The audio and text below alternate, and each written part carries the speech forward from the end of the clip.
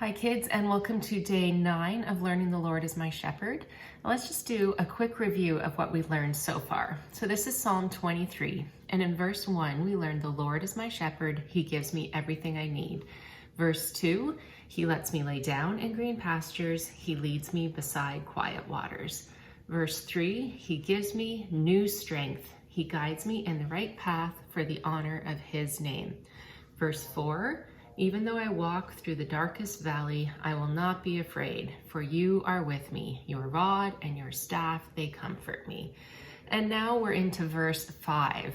So I was trying to think of fingers for verse 5. I think we'll do something like this, where we have 2 in this hand and 3 in this hand, and that makes 5. So we're verse 5, and verse 5 says, you prepare a feast for me, right in front of my enemies. And that's all that we're going to learn today. So you prepare a feast for me right in front of my enemies.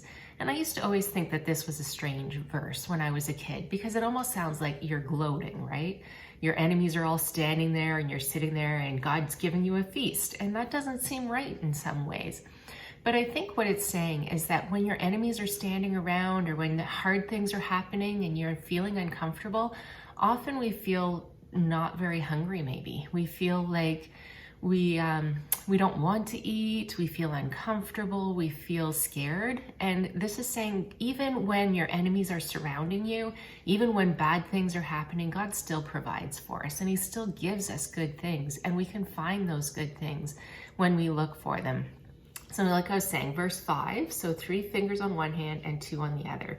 We can just make a little table, and there's our little person. So you prepare a feast for me, and these are our enemies, right in front of my enemies. All right, so you guys can say that. You prepare a table for me right in front of my enemies. And let's draw a picture now, and that will help us to remember it. All right, so just a review with our other pictures. We have, the Lord is my shepherd, he gives me everything I need. He lets me lie down in green pastures. He leads me beside quiet waters. He gives me new strength. He guides me in the right paths for the honor of his name. Even though I walk through the darkest valley, I will not be afraid, for you are with me. Your rod and your staff, or the other way, your rod and your staff, they comfort me. So now we're in to verse 5, and this is just the first half of the verse for verse 5. So again, I'm going to just fold this page in half just to show that this is the first half. And it's, you prepare a feast for me right in front of my enemies. So when I was a kid, I learned you set a table for me, or you prepare a table. So I'm just going to draw a very simple, just half of a rectangle, or part of a rectangle. So just a line up, down, and across. You can even draw it a little bit more 3D, like a 3D table. So you prepare a table, or what's the words here? You prepare a feast for me.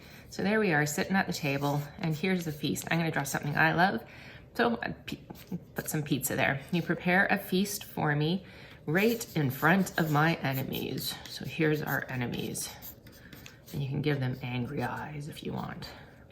So there are bad things that are happening, there's enemies nearby, but yet God still provides for us, and he gives us food, and he gives us comfort. And on the back, we can write those words.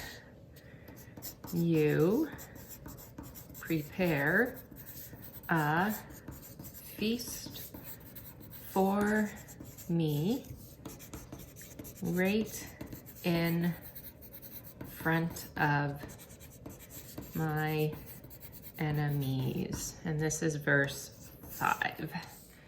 All right, so kids, I hope that you're encouraged by that even though it seems sometimes like bad things are happening, that God is still providing for us, and he's still giving us what we need and allowing us even extra things. It's not just a meal, it's a feast, it's an abundance, it's more than enough.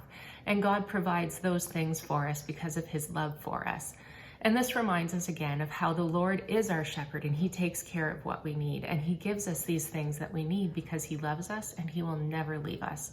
So hope you guys are encouraged, and I hope you're learning this and hiding God's word in your heart and learning it with your parents. Encourage them to even challenge them to learn it and to learn it with you.